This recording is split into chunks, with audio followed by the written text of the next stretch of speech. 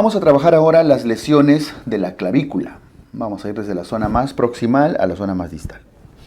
Lesiones de la clavícula.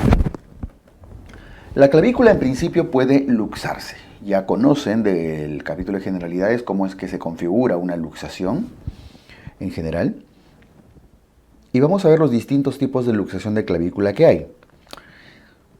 Existe, en primer lugar, la luxación de clavícula externa, quiere decir la zona lateral. Se le conoce también como luxación acromioclavicular y esta es la más frecuente de todas las luxaciones de la clavícula. Miren, ahí está. Si tenemos acá la escápula, ¿no?, con el acromion, aquí está el acromion, esta es la apófisis coracoides, esta es la clavícula y este es el esternón. Este punto de acá, donde estoy mostrando el puntero, viene a ser la parte interna, la articulación interna, por lo tanto aquí serían las luxaciones internas o mediales. Y este de acá, en su articulación con el acromion, viene a ser, aquí se originan las luxaciones externas, laterales o acromioclaviculares, que recibe su nombre de la articulación, ¿no?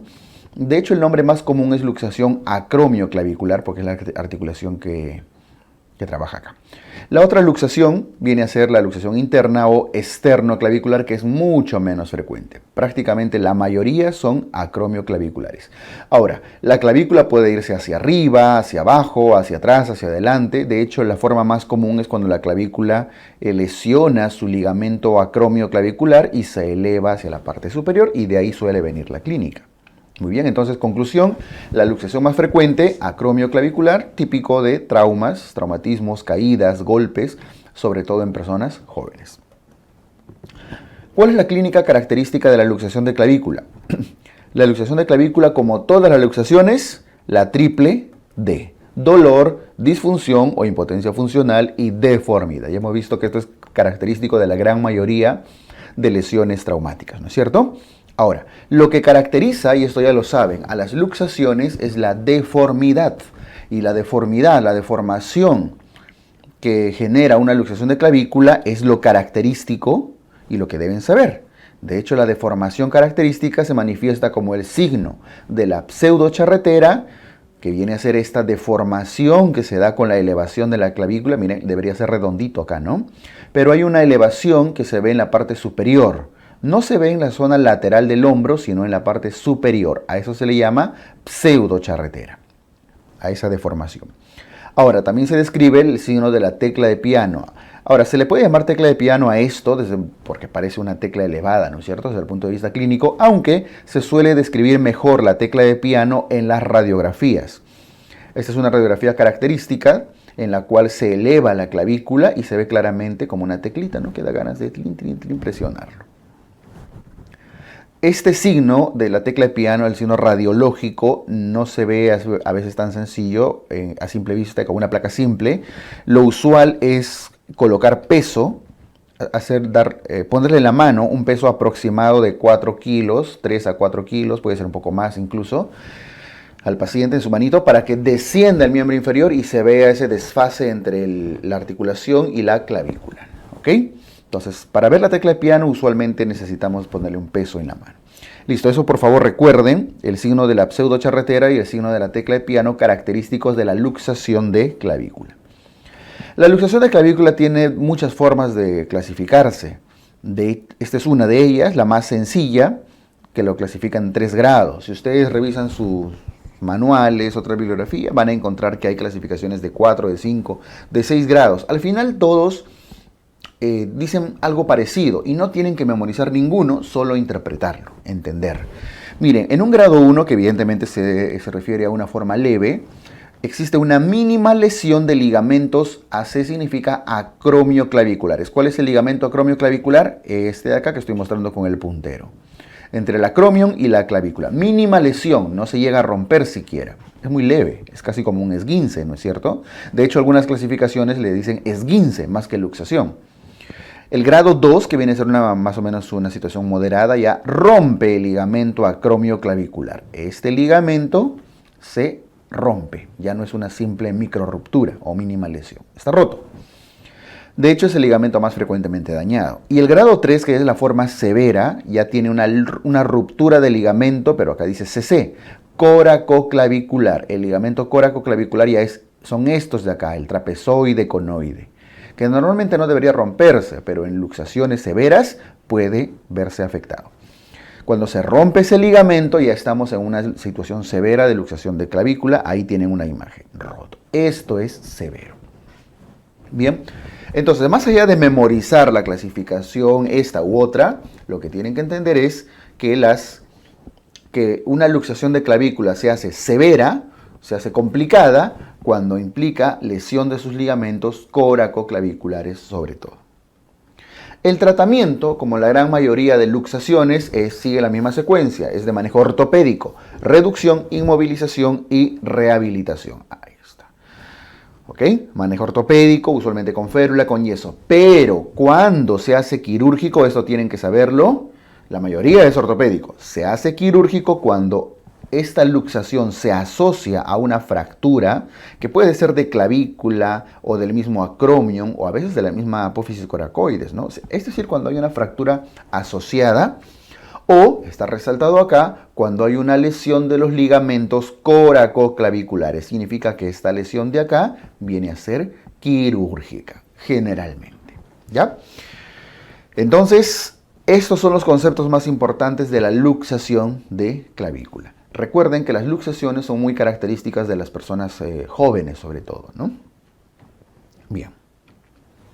Las complicaciones características de la luxación de clavícula tienen que ver con las lesiones de los ligamentos, tanto acromioclaviculares como coracoclaviculares. De hecho, la forma de lesión coracoclavicular es de las más severas. Muy bien. Cerramos acá luxación de clavícula.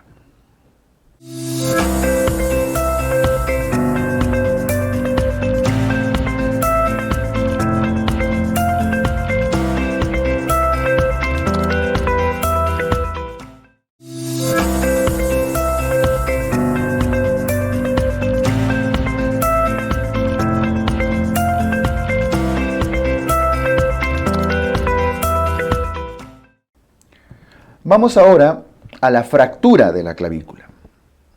Ya se luxó, ahora la vamos a fracturar, la vamos a romper. Es la otra lesión de la clavícula. Es muy frecuente en recién nacidos, pero no exclusivo, ¿ah? Sí, bastante frecuente en recién nacidos macrosómicos sobre todo, ¿no? De hecho, cuando les ponen una pregunta, nacen bebé de más de 4 kilos, etcétera, y no puede mover el bracito, listo, fractura de clavícula. Casi siempre les da el dato inicial, les da el antecedente típico de la pregunta, ¿ok? Ahora, también puede ocurrir en los niños, es muy común por caída sobre la mano, en personas jóvenes, etc. Niños, jóvenes, adolescentes, usualmente por caídas, por trauma. En los recién nacidos, por macrosomía. Bien. Hay muchas formas de clasificar a la fractura de clavícula. Esta es una de las clasificaciones más frecuentes, la clasificación de Allman. Le voy a poner el nombre. La clasificación de Allman. No tienen que memorizar el nombre necesariamente, pero sí ver que la fractura de clavícula puede localizarse en diferentes puntos. Puede ser en su zona medial, que corresponde al grupo 1, o al tipo 1 a veces le llaman. Puede ser en su zona distal, que corresponde al grupo 2, y puede ser en su zona proximal, que corresponde al grupo 3. Afortunadamente, este orden de número de grupos prácticamente sigue también la secuencia de prevalencia. Es más común a nivel del tercio medio, el segundo en frecuencia es el grupo 2. Bien, entonces, las del tercio medio, que son los del grupo 1, son los más frecuentes. Prácticamente el 75%, la gran mayoría. Y estas lesiones del tercio medio se caracterizan por daño del plexo braquial.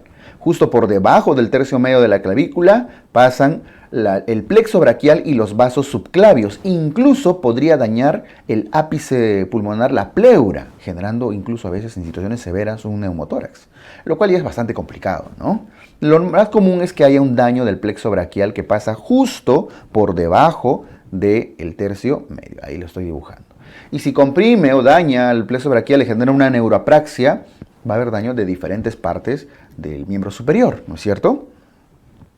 El tercio distal, que correspondería en respecto de la clasificación de Allman al grupo 2, arriba era el grupo 1, ¿no?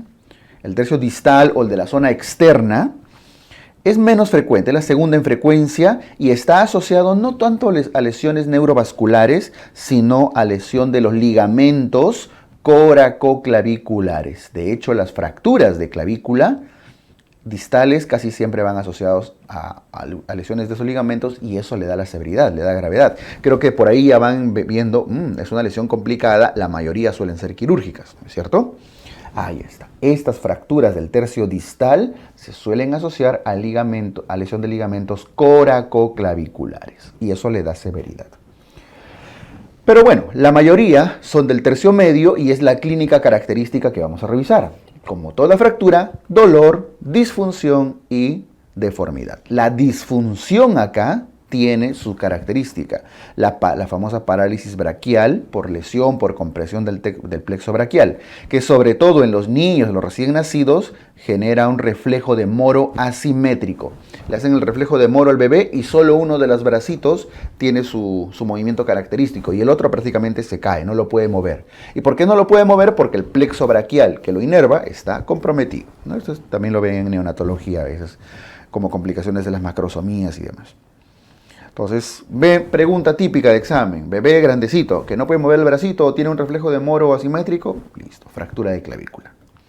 La deformidad usualmente se manifiesta como una masa, ¿no? Palpable muchas veces, y que incluso después de haber consolidado, queda por mucho tiempo un callo, así como ven, bastante prominente.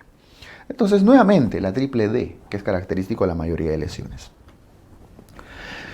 Ahora, conclusión, en esta primera parte de fractura de clavícula, las fracturas del tercio medio son las más frecuentes. El tratamiento de la fractura de clavícula es principalmente conservador. La mayoría de veces se evitan las cirugías. Y ese es un concepto que tienen que tener. Y el tipo de manejo de sostén va a depender del grupo etario. Si es en los recién nacidos, su fractura, no se les suele poner inmovilización. Algunos optan por algún tipo de inmovilización como parches, como cintas, muy simples, pero lo cierto es que al recién nacido no se les suele inmovilizar. Manejo del dolor, si es que hubiera irritabilidad, pero por lo demás es una fractura que los niños va a consolidar muy rápido, por la edad básicamente. En los niños sí hay que generar una inmovilización importante porque los niños están pues moviéndose bastante y a su huesito está un poco más osificado que un recién nacido. Y necesitamos una inmovilización importante. Entonces en los niños se prefiere un vendaje en 8. En los adultos va a depender de la situación. Nuevamente, se prefiere manejo conservador. Lo ideal es un cabestrillo simple. Ese es un vendaje en 8 y ese es un cabestrillo. Lo ideal es esto.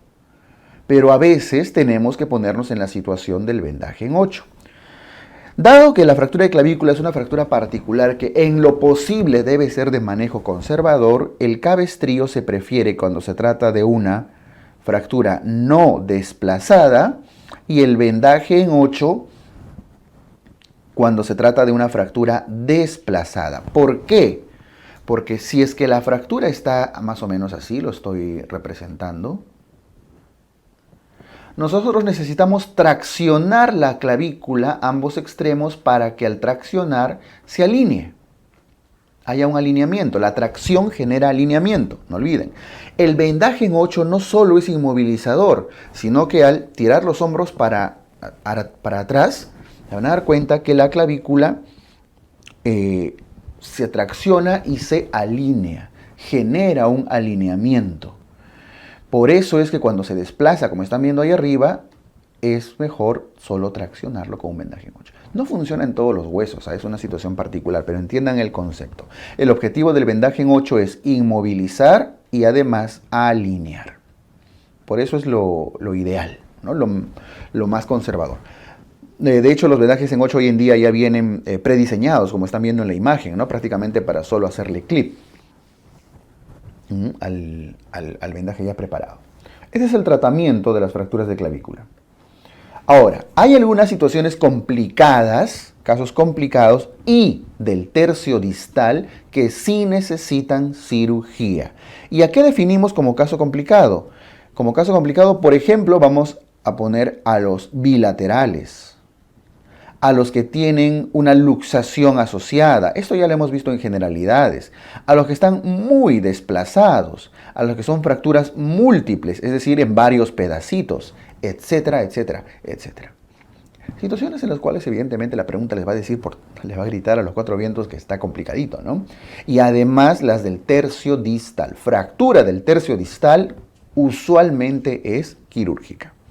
Por eso dice cirugía para estos casos. Y la cirugía que se suele realizar en los casos complicados corresponde a la colocación de una placa con tornillos. Ahí están viendo claramente una plaquita con sus tornillitos, incluso un tornillo independiente que están poniendo en la parte media, ¿no? Para fijar la dirección. Se puede poner también clavos endomedulares, unas agujas largas para enderezar. Es menos común, se prefieren un poco más las placas con tornillos. Pero ojo, entiendan que es en situaciones complicadas y casi siempre en las del tercio distal. ¿Está bien? Listo. Entonces, fractura de clavícula usualmente conservador. Generalmente les van a poner la situación de arriba, ¿eh? Recién nacidos, observación, niños, eso sí, vendaje en 8, y adultos, cabestrío si está no complicado, no desplazado, y vendaje en 8 si es que está desplazadito. Si solamente le dice desplazado, pero si además le dice es bilateral, está luxado, es múltiple, en cuñas, en pedacitos, qué sé yo, ahí sí probablemente va a ser quirúrgico. Bien, es una forma práctica como pueden enfocar el manejo de las fracturas de clavícula.